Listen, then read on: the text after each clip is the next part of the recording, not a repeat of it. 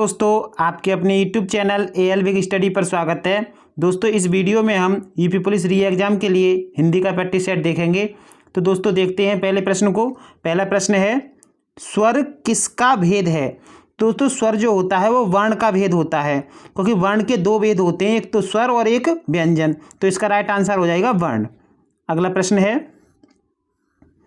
भाषा की मूल इकाई क्या कहलाती है। तो भाषा की मूल इकाई जो होती है उसे ध्वनि कहते हैं। भाषा की मूल इकाई को क्या कहते हैं, ध्वनि कहते हैं। अगला प्रश्न है, वह तुम आ गए, वह के पश्चात कौन सा चिन्ह आएगा। तो दोस्तों यहाँ पर हम कहें तो यहाँ पर आएगा विस्मयादि बोधक चिन्ह। वह के पश्चात कौन सा चिन्ह आएगा, विस्मयादि बोधक चिन्ह आएगा इस तरह से।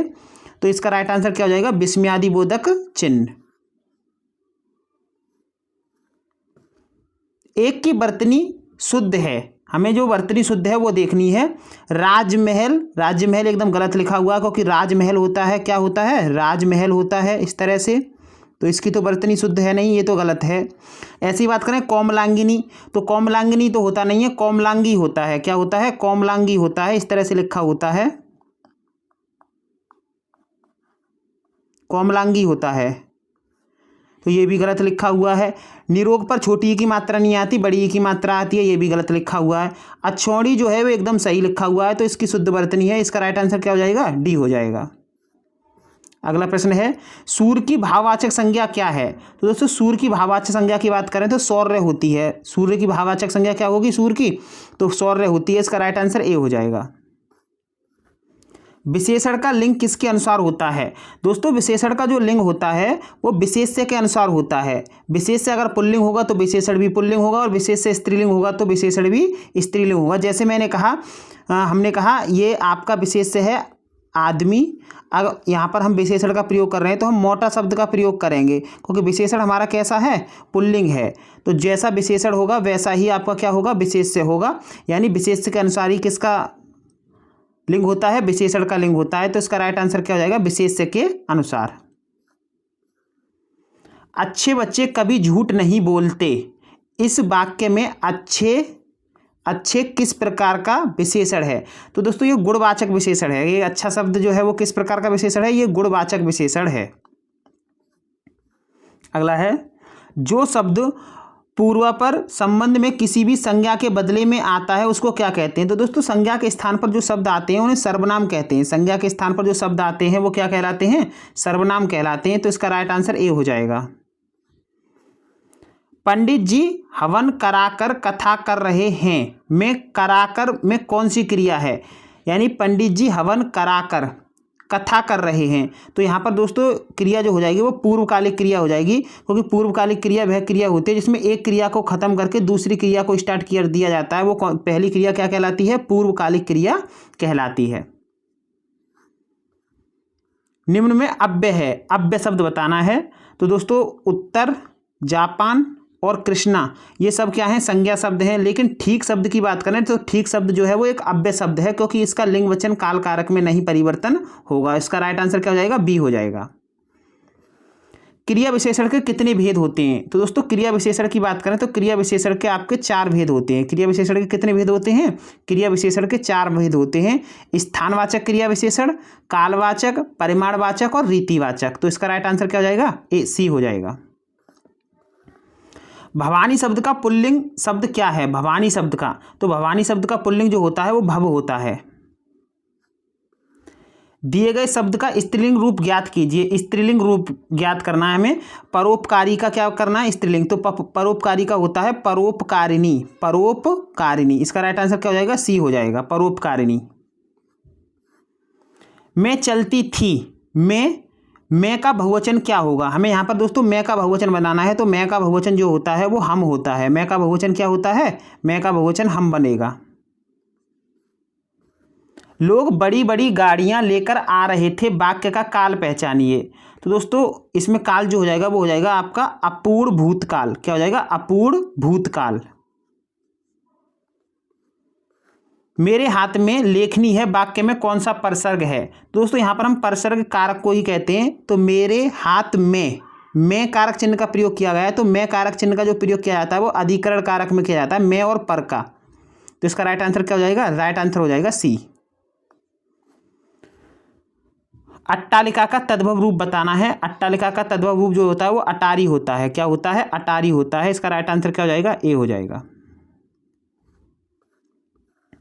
निम्नलिखित में से किस शब्द में आ उपसर्ग नहीं लगा है? आ उपसर्ग का प्रयोग नहीं हुआ है। अकथ में तो हुआ है, अभेद में हुआ क्योंकि आ है, इसमें मूल शब्द भेद है।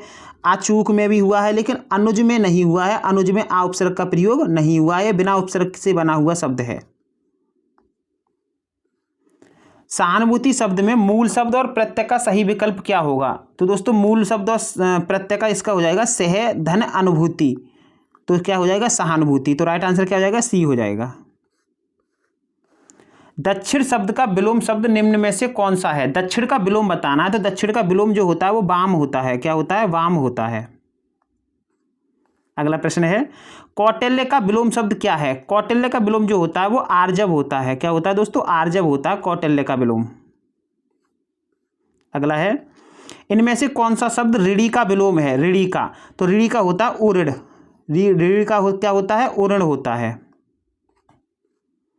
कौशल का पर्यायवाची नहीं है। कौशल का पर्यायवाची, तो दोस्तों दक्षता भी होता है, कुशलता भी होता है, पटुता भी होता है, लेकिन अभ्यागत नहीं होता, क्योंकि अभ्यागत जो पर्यायवाची होता है वो अतिथि का होता है। तो इसका राइट आंसर क्या हो जाएगा? ये कौशल का पर्यायवाची नहीं है। प्रकाश का पर्यायवाची क्या होगा? प्रकाश का, तो प्रकाश का पर्यायवाची जो होता है दोस्तों आलोक होता है। प्रकाश का क्या होता है? आलोक होता है। तो इसका राइट आंसर ए हो जाएगा। अगला प्रश्न है, इंद्रा और इंद्र का हमें सही सही शब्द युग्म चुनना है। इंद्रा का अर्थ होता है इंद्राणी और इंद्र का अर्थ होता है सुरपति, तो यहां पर इंद्राणी और सुरपति हो जाएगा। जो हर समय दूसरों की बुराइयां खोजता हो, जो हर समय दूसरों की बुराइयां खोजता हो, उसे क्या कहते हैं? तो दोस्तों उसे कहते हैं छिंद्रावेशी। छिंद्रावेशी क्या बोलते हैं? छिंद्रावेशी बोलते हैं उसको। तो इसका राइट आंसर सी हो जाएगा।